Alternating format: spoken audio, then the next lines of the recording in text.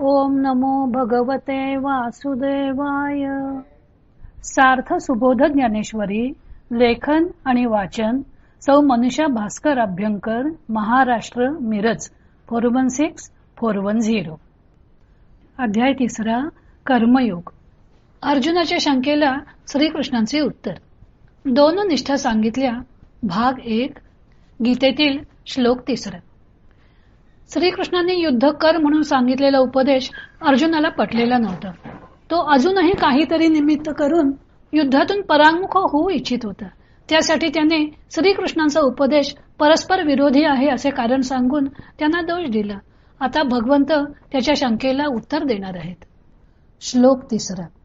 श्री भगवान उवाच. लोकेस्मिन् द्विविधा निष्ठा पुरा प्रोक्ता मया नघ. ज्ञानयोगेन सांख्यानाम कर्मयोगेन योगिनाम. श्रीकृष्ण म्हणाले, हे निष्पाप अर्जुना, मी या लोकांमध्ये ज्ञानयोगाने सांख्यांचा व कर्मयोगाने कर्म करणाऱ्यांचा असे 2 वर्तनक्रम पूर्वीच सांगितले आहेत. अर्जुनानं आपण किंकर्तव्य मूढ झालो असून योग्य काय ते आपल्याला कळत नाही असं सांगून भगवंतांना आपल्याला उपदेश करण्याची विनंती केली होती. तेव्हा 2ऱ्या अध्यायात भगवंतांनी 11 ते 30 या श्लोकांमध्ये सांख्ययोग म्हणजे संन्यास मार्ग, 31 ते 37 या श्लोकांमध्ये स्वधर्म पालन, 38 ते 53 या श्लोकांमध्ये कर्मयोग व पुढे 72व्या श्लोकापर्यंत ज्ञानी मनुष्याच्या लक्षणांचे वर्णन केले. अर्जुनाला उपदेश करताना त्यांनी हे जे 2ही मार्ग सांगितले होते त्यामुळे अर्जुनाच्या गोंधळात भरच पडली. त्यामुळे अर्जुनाने श्रीकृष्णांवर दोषारोपण करून पुन्हा त्यांना आपल्याला तदेकम वद निश्चित्य असं म्हणून आपल्याला एक काय तो मार्ग दाखव अशी विनंती केली होती. त्या विनंतीला अनुसरून भगवंतांनी या श्लोकापासून अर्जुनाला उत्तर द्यायला सुरुवात केलेली आहे. श्रीकृष्णांनाही युद्धाचे घोर परिणाम दिसतच होते, पण त्याहूनही होणारे घोर परिणाम टाळण्यासाठी हे युद्ध करणं क्रमप्राप्त होतं. तसेच अर्जुनाला जी शंका होती की या हिंसात्मक कर्मामुळे आपल्याला पाप लागेल, तर ते पाप लागू नये म्हणून कर्म कसं करावं त्याची युक्ती सुद्धा भगवंतांना माहित होती. आणि अर्जुनाच्या निमित्ताने हा उपाय सर्व जगालाच सांगण्याची त्यांची इच्छा होती. त्यामुळे अर्जुनाने जरी त्यांचा अधिक्षेप केला होता तरी सुद्धा त्यांनी त्याच्या या अधिक्षेपाकडे दुर्लक्ष केलेलं आहे. श्लोकात पुरा प्रोक्ता मया नघ असे शब्द आलेले आहेत. यातील पुरा म्हणजे पूर्वी. या शब्दाचा अर्थ 2 प्रकारे घेता येतो.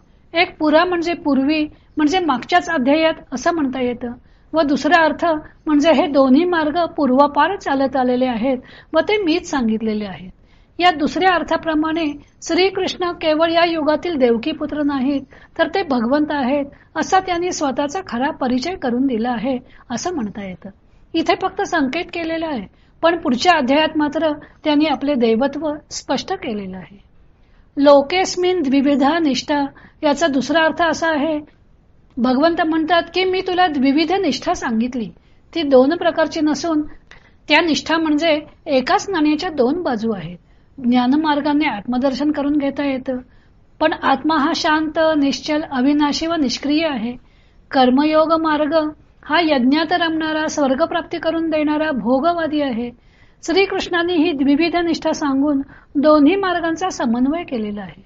त्यांना ज्ञानमार्गातील शांत, निश्चल वृत्ती हवी होती, पण निष्क्रियता नको होती.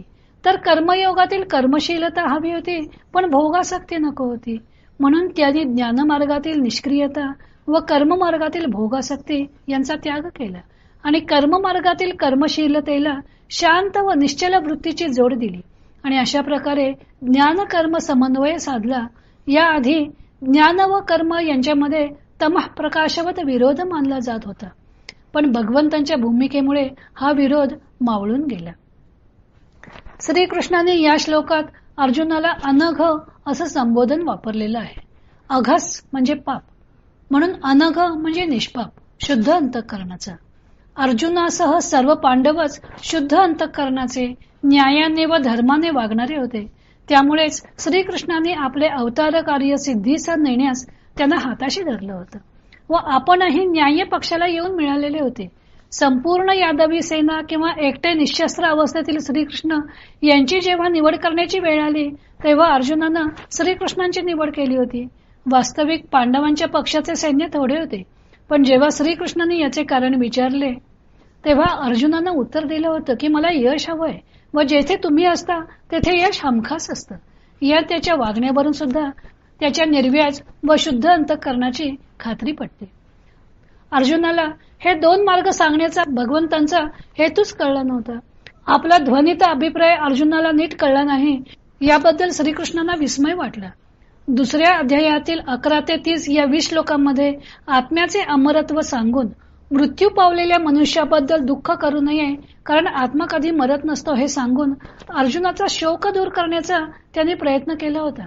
नत्वम शोचतुमर्हसि तत्र का परिदेवना असा त्या उपदेशातील त्यांनी निष्कर्षही सांगितला होता. नंतर स्वधर्म पालनाचा उपदेश केला व कर्मयोग सूत्र रूपाने सांगितला. सद्यस्थितीत कर्मयोगाचाच अवलंब करणे योग्य आहे हे सांगण्याचा त्यांचा भावार्थ होता. म्हणून तस्मात युद्धस्व भारत असे त्यांनी सांगितले.